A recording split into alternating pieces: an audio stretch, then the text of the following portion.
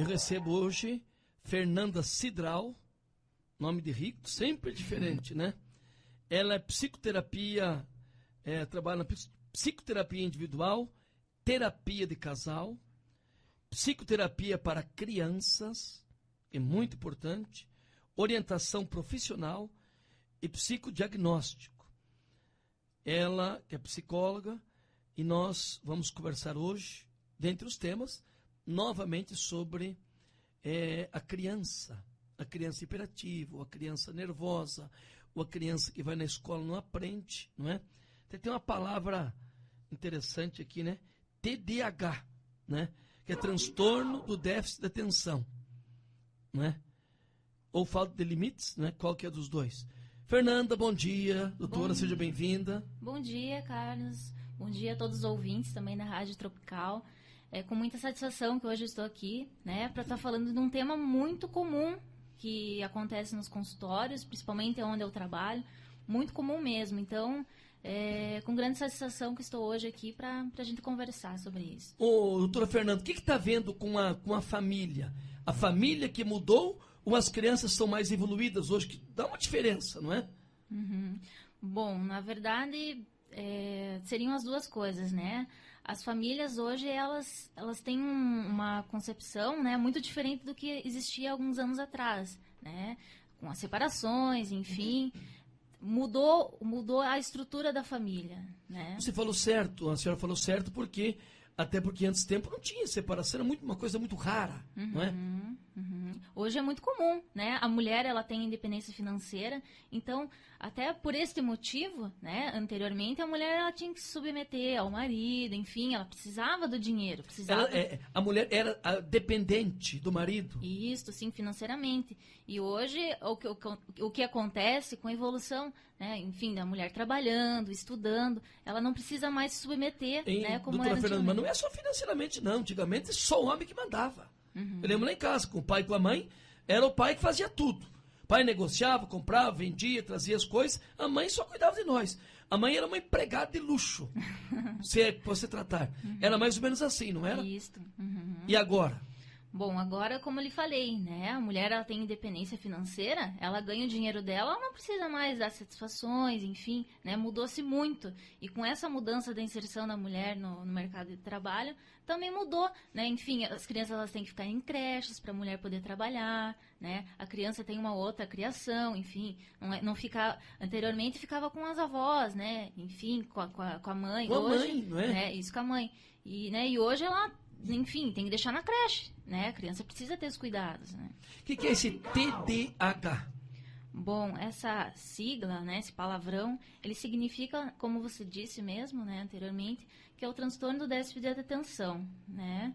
Então, ele, como eu lhe disse, né, anteriormente também, é muito comum, né, hoje ter as crianças virem ao consultório, as mães virem pedindo, né, com relação a esse transtorno. A criança, como é que, doutora Fernanda, ela é desconcentrada, é isto? Não presta atenção na escola ou em casa, ela desliga?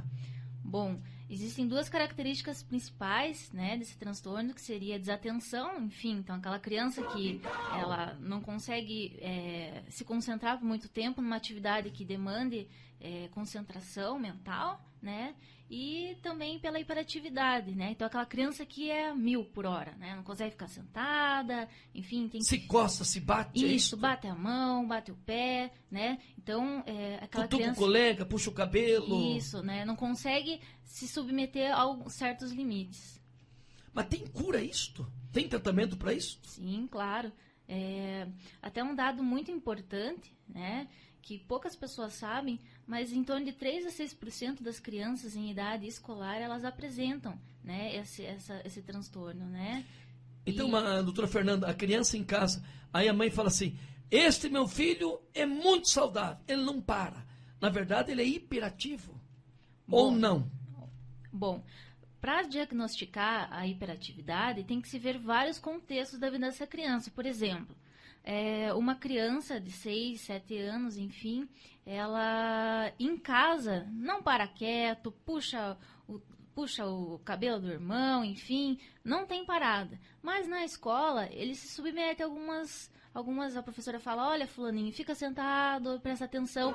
Aí que é a diferença, né? Porque uma criança hiperativa, ela em todos os contextos, é na escola, é em casa. Agora, se só em casa que ela não se submete a alguns limites, é porque ela não é hiperativa. Aí é uma grande diferença.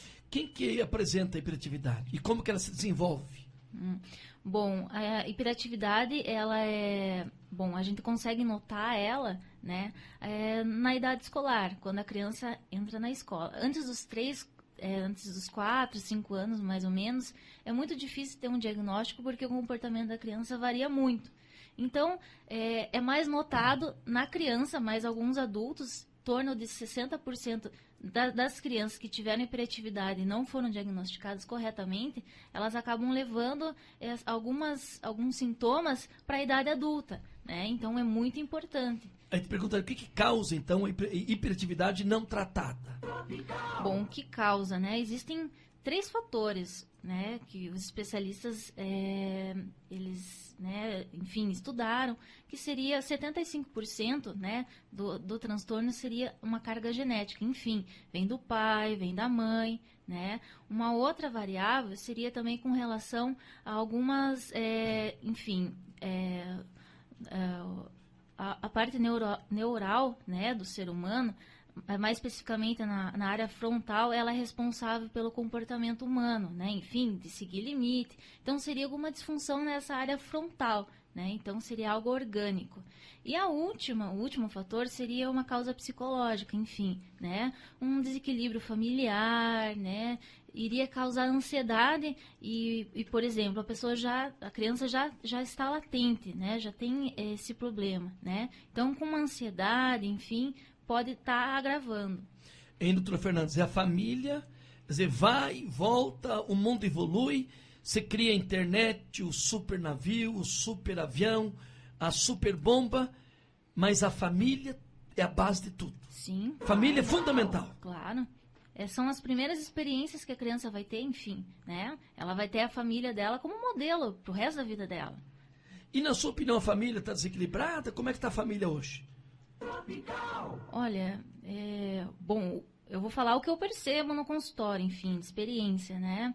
E como a gente conversou anteriormente, né? Antigamente era muito mais velado essa coisa de separação, enfim, as mulheres se submetiam, às vezes, num casamento que não estava muito feliz, mas, enfim, ficavam casadas. Em homenagem à família, aos filhos. Isso, também uma questão muito peso é a questão da religião, né?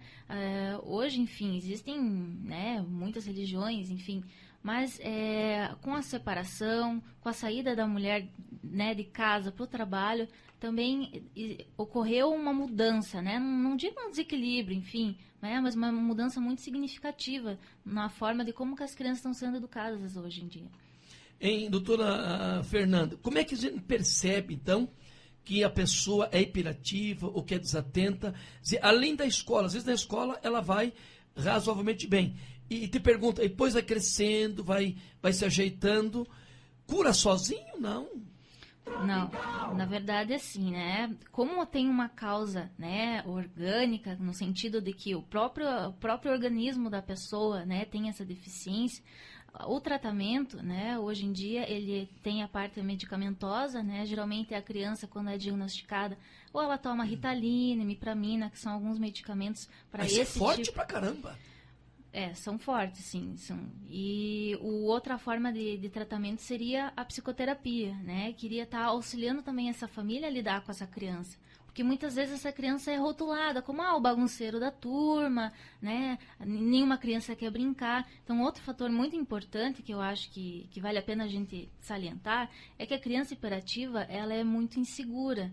Porque, enfim, ela vai para a escola, nenhum amiguinho quer brincar com ela. Né? Em casa, esse aqui é o pentelho, esse aqui não presta atenção. Porque ela é demais, ela é muito... É demais, isso. E outro ponto também muito importante, não é a criança ela se comporta dessa forma não porque ela quer, porque ela não consegue controlar. Né? Essa é uma diferença doutora muito Fernanda, grande. aí fala o seguinte, mas aquele menino ou aquela menina que é um sapeca, que é uma fera, aí a mãe ou professora, sem saber disso, fala, mas é muito inteligente. Não é verdade. Com relação à hiperatividade? A hiperatividade. Bom, a criança né, tem esse transtorno, enfim, né, uma das variáveis ali é que ela não consegue prestar atenção. Então, muitas vezes é aquela criança que fica um ano, repete, vai para a escola, repete de novo, porque não foi diagnosticado. Porque ela não consegue, enfim, é aquela criança que fica viajando no mundo da lua, né, que a gente chama, né? É aquela criança que ela senta, por mais que ela esteja olhando para o quadro, ela tá viajando, né? Tá lá na China. Ela não tá ali. Não, não tá ali. Ela tá em outro planeta. E esse transtorno tem que tratar, se for o caso, até com essa medicação química. Isso, sim, porque a maior parte, né, como eu lhe falei, ela é orgânica. Então, é o próprio organismo da criança, enfim, da pessoa, que não consegue fazer com que ela retenha a atenção. Ela tá olhando pro quadro, mas para ela é como se estivesse, enfim, em outro lugar. E eu lhe pergunto, pela sua experiência, se a criança que é hiperativa, que é desconcentrada, lá na frente, com 20, 25, 30 anos, na escola ela é assim. Ela será assim no trabalho, na função dela, na vida dela, sim?